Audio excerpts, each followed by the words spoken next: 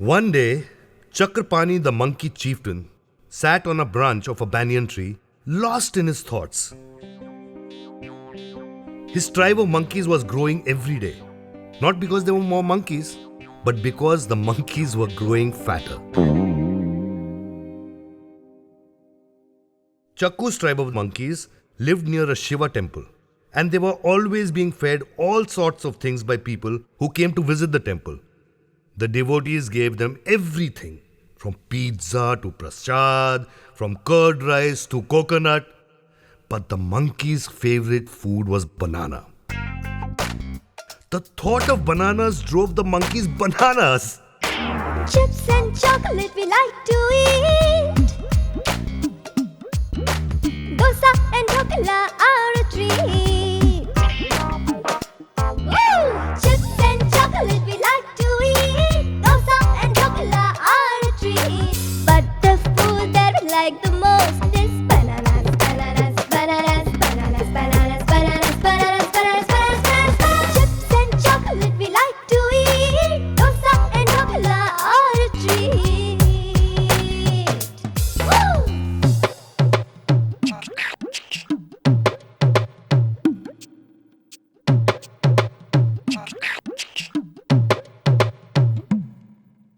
Pizza, pasta, nacho, noodle sizzler, make us drool and drool. Pasam, papad, gulab, jamun, rasgulla are so cool, cool.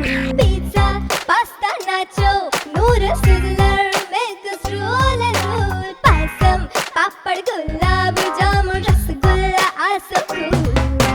But the food that is the coolest is bananas, bananas, bananas, bananas, bananas, bananas, bananas, bananas, bananas. Chips and chocolate we like to eat. Dosa and dhokla are a treat. But the food that we like the most is bananas, bananas, bananas, bananas, bananas, bananas, bananas, bananas, bananas, bananas, bananas, bananas, bananas. Chakku the chieftain realized that he had a problem. The monkeys were eating way too much and getting way too fat. Last week, Dinku had grown so heavy that his favorite napping branch had snapped under his weight. Chakku had to do something to get the monkeys to stop eating so much. As he sat pondering the problem, Chakku heard the temple priest speak to the devotees. Tomorrow is Ekadasi, he heard the priest say. It is the 11th day of the waxing moon. And on this day, it is good to fast. Fasting cleanses the body and the mind. And it is also a good day to spend in meditation. Aha! Thought Chakku. Here was the solution to his problem. Chakku decided that he would tell his monkeys that they would have to go on a fast on Ekadasi, since the humans would be fasting on that day as well. And if this Ekadasi came often enough, maybe the monkeys would lose a little weight.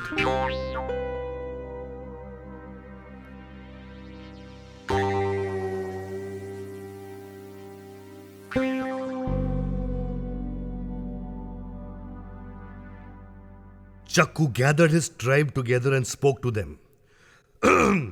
Tomorrow, he began, but was interrupted by the loud chattering of two little monkeys, Bonnet and Macaque, who were fighting over a large apple.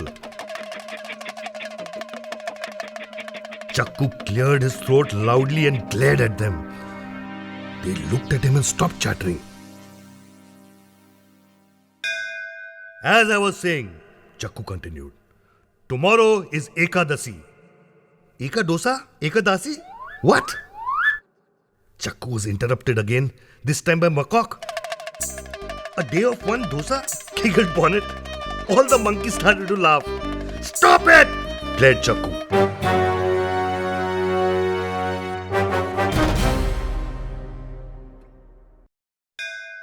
On Ekadasi, we have to fast for the whole day. Fast? Macaque asked, not understanding. Eat the Ekadosa really fast? Bonnet replied, laughing. All the monkeys laughed with him. Bonnet and Macaque, one more sound from you and you've had it, Chakku threatened. Now, as for the rest of you, a fast means not eating anything. An Ekadasi fast means not eating the whole of Ekadasi until the sunrise of the following day. There were loud gasps of shock and protest. Chakku quickly continued. The humans will be doing this. So don't we want to do it too? At this, the tribe calmed down and murmured in approval. So tomorrow, we will not eat a single thing. Is that clear? Chakku asked. What about breakfast? Bonnet asked. No breakfast, Chakku replied. Lunch? Macaque asked. No breakfast, no lunch, no dinner. But surely we can eat nuts, can't we? Bonnet asked. No, you cannot eat nuts. Yes, I completely agree with Chief Chakku. An old monkey said, tomorrow no eating anything except bananas. No! Chakku said, quite exasperated now. No nuts, no bananas, no apples, no guavas, no rice, no roti, nothing. We will not eat a single thing tomorrow. The entire tribe was stunned into silence. Nothing? Asked Bonnet. Nothing, replied Chakku. For the whole day? Asked Macaque. Yes, for the whole day, Chakku said, feeling a little better that the tribe had finally understood what he was trying to say. Also, we shall meditate all day long so that we become more calm, peaceful and intelligent monkeys.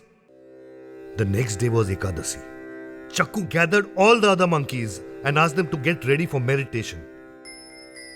With Chakku in the lead, they went to the temple terrace. Om Namah Shivaya. Chakku began seriously, closing his eyes. Om Namah Shivaya. The monkeys repeated. Om Namah Shivaya. Chakku chanted again. Om Namah. Chief Chakku! Chief Chakku! Chakku opened his eyes to see Bonnet shouting and waving his hands in the air. Chief Chakku! I have an idea. Instead of meditating here in the hot sun, why don't we meditate in the banana grove? The banana leaves will give us shade, and as soon as the fast is over, the bananas will be right there for us to eat. All the other monkeys agreed with Bonnet and said it was a very good idea. Chakku thought about it for a while and agreed as well. The monkeys moved to sit under the banana plants and Chakku began the meditation again. Om Namah Shivaya, he chanted. Om Namah Shivaya. The monkeys repeated. Barely had they repeated the chant a few times when Chief Chakku! Chief Chakku! Without opening his eyes, Chakku recognized Macaque's voice. Why don't we sit on top of the banana plants instead of the hard ground? That way we will be closer to heaven. What Macaque actually meant was that they would be closer to the bananas. Even though Macaque's voice was only a whisper, all the other monkeys stopped their chanting and had one eye open and their ears cocked to find out what Macaque was suggesting. They loved the idea of sitting on top of the banana plants and meditating. They patted Macaque's head and commented on what an intelligent little monkey he had become. Chakku scratched his head. This was not how the fast was supposed to be. But even as he was thinking, the monkeys had dashed off to the top of the banana plants. Chakku climbed after them, not at all sure where all this was heading. Just as he reached the top, Bonnet shouted, Chief Chakku! Chief Chakku!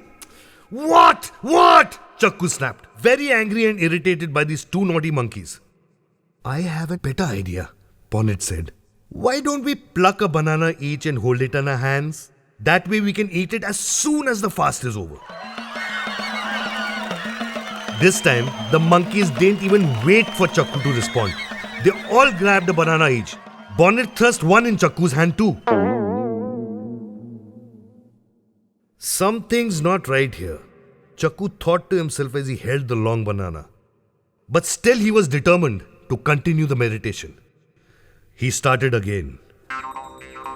Om Namah Shivaya.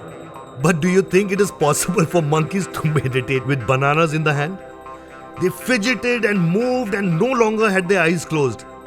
Instead, they were gazing greedily at the bananas.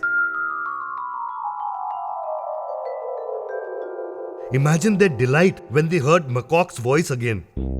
Chief Chakku, since we are going to be holding the bananas, why not just peel them as well? Before Chakku could disagree, the monkeys had already peeled the bananas. Macaque came to Chakku and reached for his banana. Let me peel it for you, Chief, he said. Chakku grabbed his hand away. Enough now! That's enough! Chakku shouted. No more distractions! Close your eyes and meditate! But it was useless. The smell of all the ripe bananas was driving the monkeys mad. Some of the monkeys were drooling. The others had started licking the bananas. It was not easy for Chakku either, but he was not ready to give in. Chief Chakku! Chief Chakku! What is it, Bonnet? Chakku asked, wondering what new idea the trickster was going to come up with. Don't you think it would be a good idea just to take a bite or two out of our bananas and keep it in our mouths? As long as we don't swallow, we will still be fasting, right? Bonnet asked. Chief Chakku opened his eyes to glare at Bonnet, but found that all the monkeys had bitten off the top of the bananas and were looking at him with their mouths full. Chief Chakku, Macaque mumbled, his mouth full of bananas. Does it make a difference if we store it in our mouth or in our stomachs? Surely, they are all part of the same body. How true. The monkeys mumbled and swallowed the bananas quickly.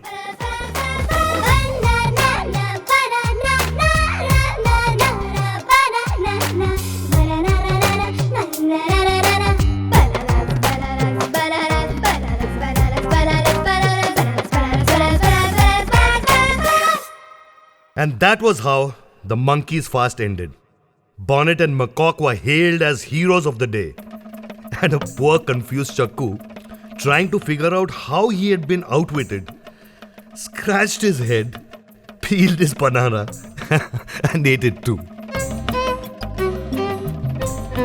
Chakku's tribe continues to grow, and to this day, our dear chief is still trying to find a way to make his monkeys lose weight. I don't think he'll ever succeed. Do you?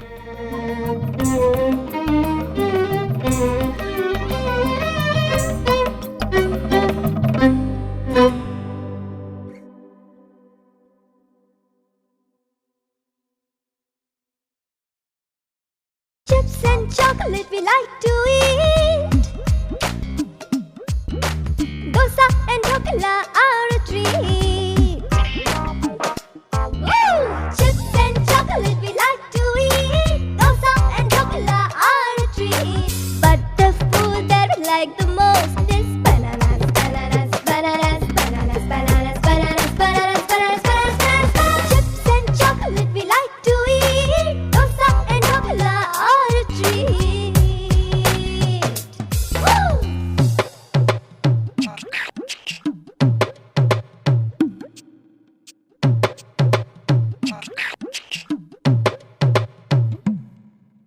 Pizza, pasta, nacho, noodle sizzler, make us roll and roll. Pasam, papad, gulab, jamun, rasgulla are so cool, cool. Pizza, pasta, nacho, noodle sizzler, make us roll and roll. Pasam, papad, gulab, jamun, rasgulla are so cool. But the food that is the coolest is bananas, bananas, bananas.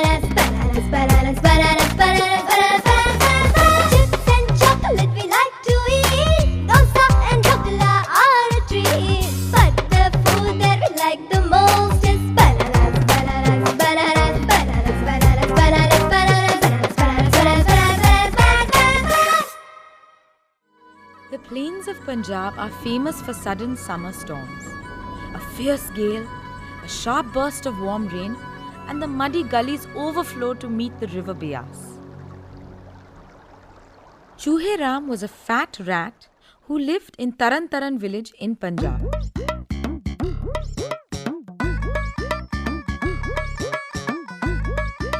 One day, as he was going home, there was a sudden storm. He decided to dig a hole in the ground and sit there until the storm blew over. While digging, he found a dry root. Such a perfect dry root, said Chooheram to himself. It'll make an excellent fire. So he set it aside carefully to take it home with him. When the skies cleared up, he set off with the dry root in his mouth.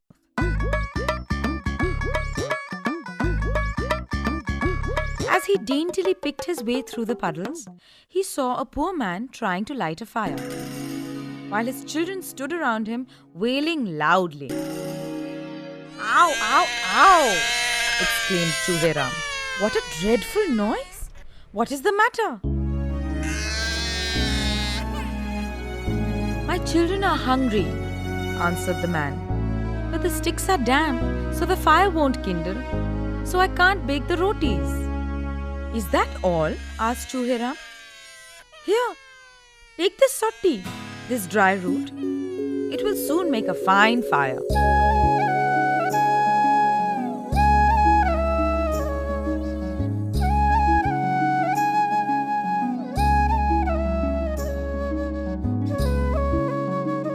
The poor man, with 1,000 thanks, took the root. The fire burnt immediately, and he made hot rotis for his children.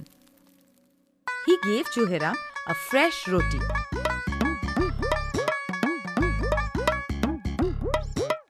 "What a clever fellow I am," thought Chooheram as he trotted off gaily. "Fancy making a bargain like that. A delicious roti in return for a rotten old sotti. Vah, Chooheram!" He patted himself. Hugging his roti, he came to a potter's yard.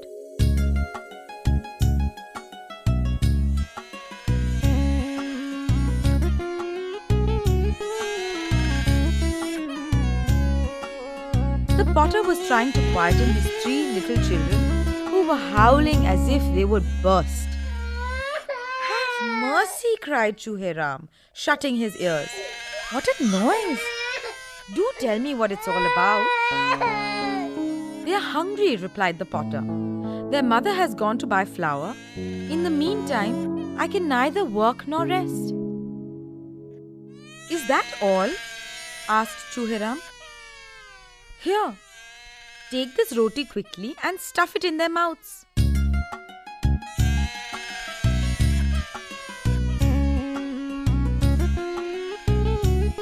So the potter did, and the children immediately fell quiet. The potter was so grateful that he chose his nicest round pot and gifted it to Chooheram. Chooheram was delighted. "Oh, what a fine choti!" he cried.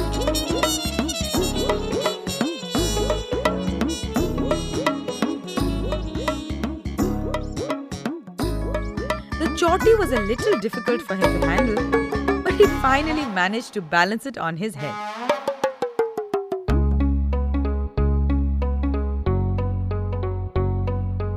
He tiptoed, tink-a-tink, tink-a-tink, down the road with the pot on his head and his tail draped over his arm so that he wouldn't trip over it. He was very pleased with himself.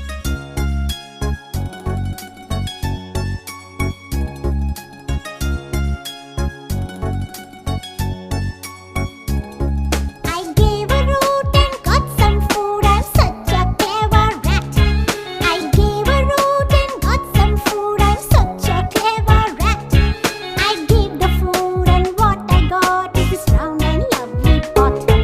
I gave a root and got some food. I'm such a clever rat.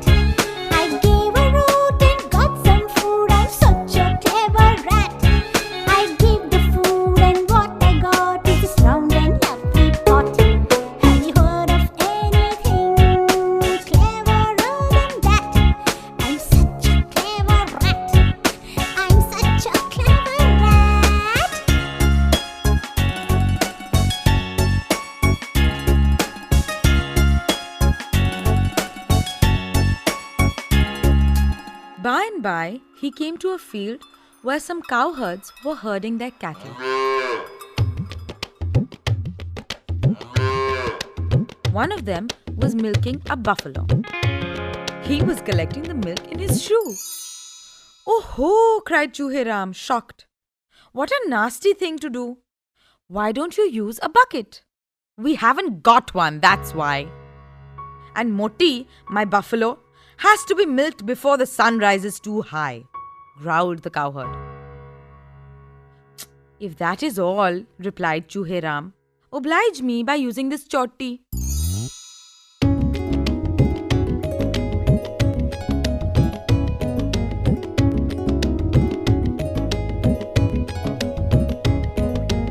The cowherd took the pot with a careless shrug and milked the buffalo until the pot was brimming over.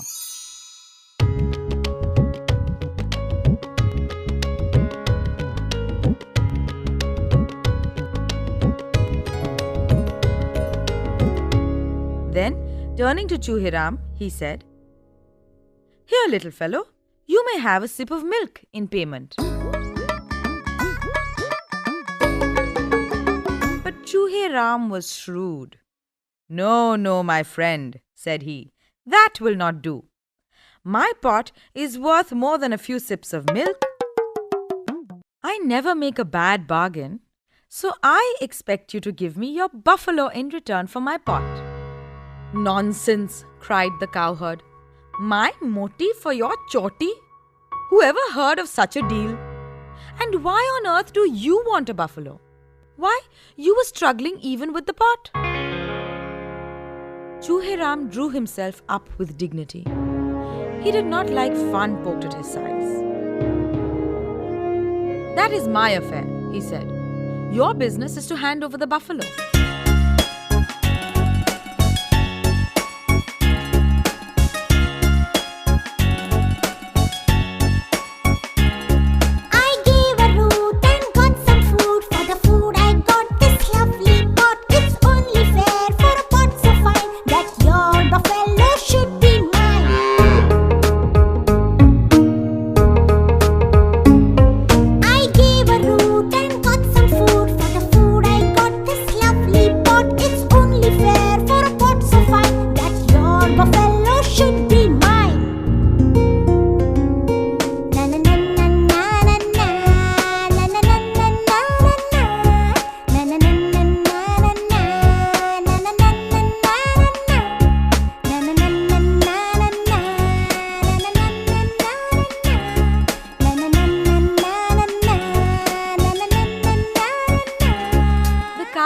Laughed and laughed when they heard Chooheram sing in his squeaky voice.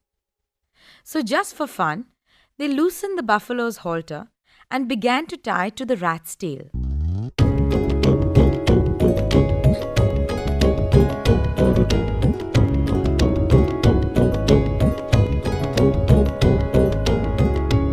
"No, no," he called. "If the beast pulled, my tail would come off, and then what would I do? Tie it around my neck, please."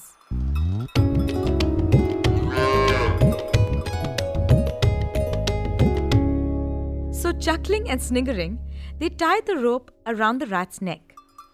Chooheram set off at a happy trot. But when he came to the end of the tether, he was brought to a sharp halt. The buffalo would not budge from her tuft of grass.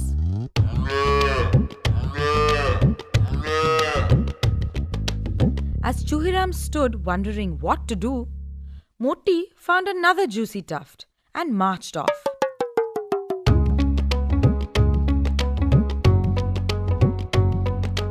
Chooheram had to trot obediently after her if he didn't want to be strangled by the rope. When the cowherds roared with laughter, he took no notice but trotted on, as dignified as possible. "Ta-ta, I'm going home this way. It's much shadier."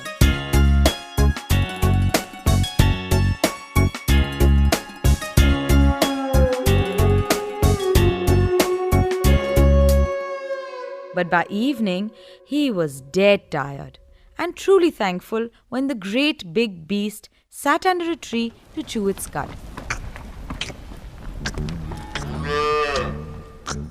Just then, a bridal party came by.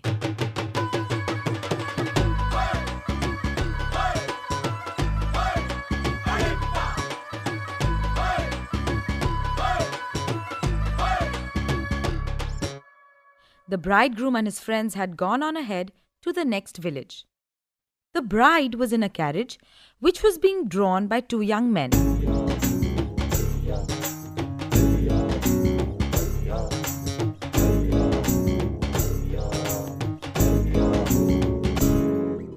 Seeing a nice shady tree, the men stopped and began to cook some food.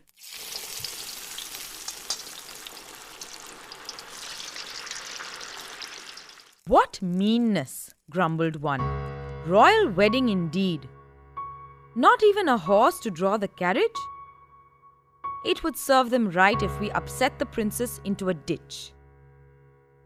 "Dear me, the royal bearers have to pull the carriage like a pair of horses?" cried Chooheram at once, seeing a way out of his own difficulty.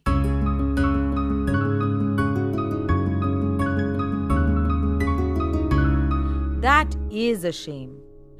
I sympathize with you. If you will allow me, I'll give you my buffalo Moti. She will pull the carriage." "Your buffalo? What rubbish! Who ever heard of a rat owning a buffalo?"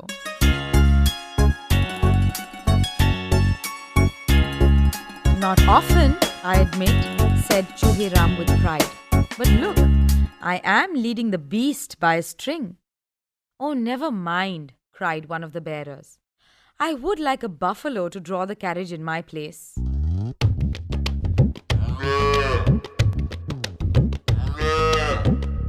They ate their dinner and, thanking Chooheram for the buffalo, offered him the remains of their food as reward.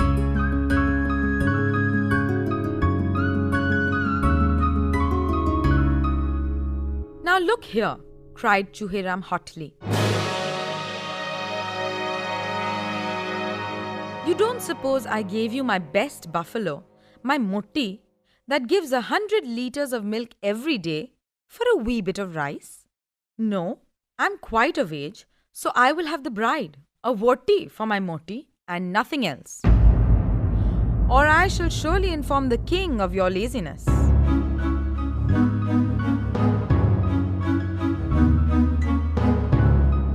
Alarmed by the threat, the bearers rode off on the bewildered buffalo, leaving the bride in her carriage. In the sweetest voice, Chooheram begged the princess to step down from the carriage.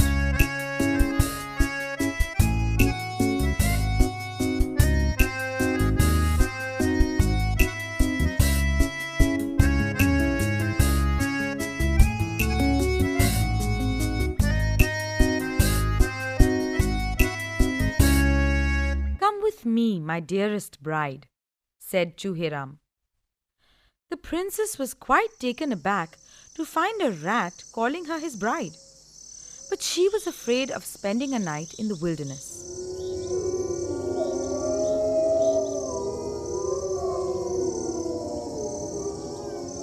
So she meekly followed Chooheram, who kept congratulating himself. "How clever I am! What wonderful bargains I make!"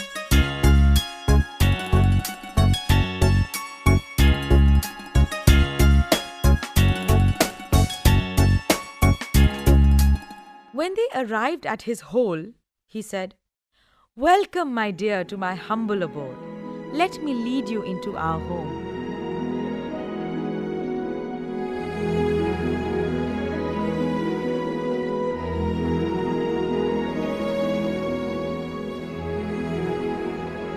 And he slipped into his hole. When his bride did not follow, he put his nose out again, saying irritably, "Well, madam, don't you know it's rude to keep your husband waiting?"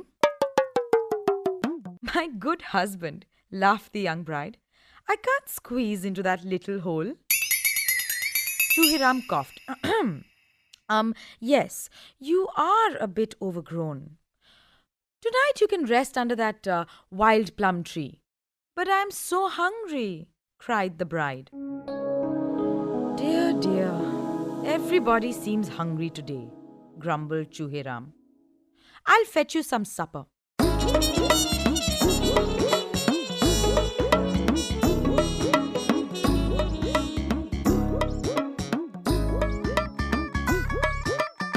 So he ran into his hole and came back with one dry pea.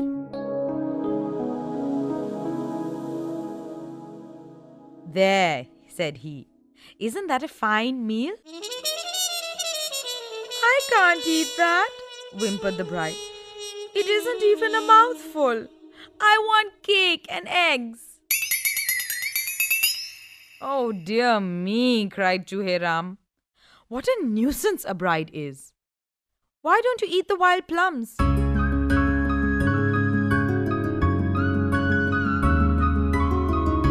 I can't live on wild plums, bawled the bride. Besides, they're only half ripe.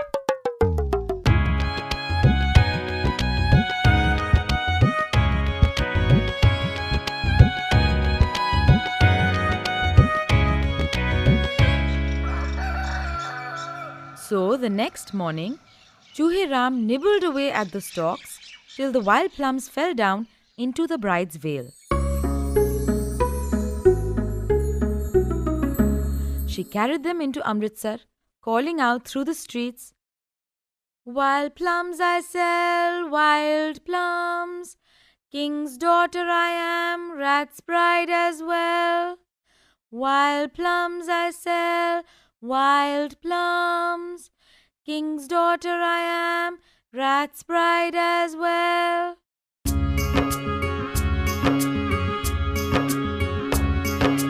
ले लो खट्टे बेर ओ ले लो मीठे बेर ले लो खट्टे बेर ले लो मीठे बेर हो राजे दी मैं बेटी मैनू चूहा ले गया घेर मैनू चूहा ले गया घेर ले लो खट्टे बेर ले लो मीठे बेर। The queen heard her voice and came running out. When she recognized her daughter, she was overjoyed.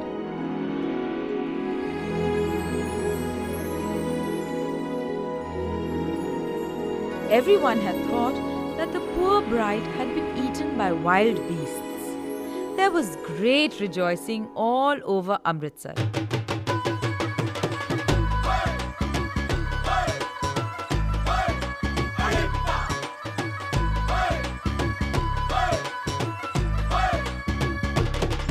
Chooheram, meanwhile, waited and waited for his bride.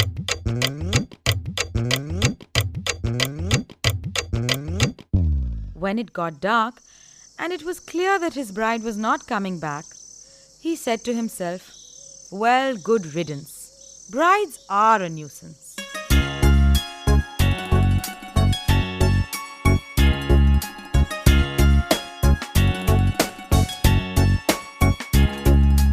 He went into his cold hole and wished he had a nice dry sotti to burn, to keep the hole warm. As he settled to sleep, Chooheram vowed that never again would he make a bargain. For a dry root is often better than a bride. सोटी दी मैं रोटी लिट्टी रोटी दी मैं चोटी litti.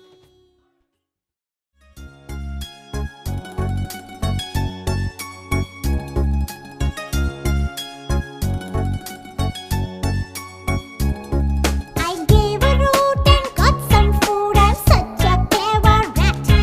I gave a root and got some food. I'm such a clever rat.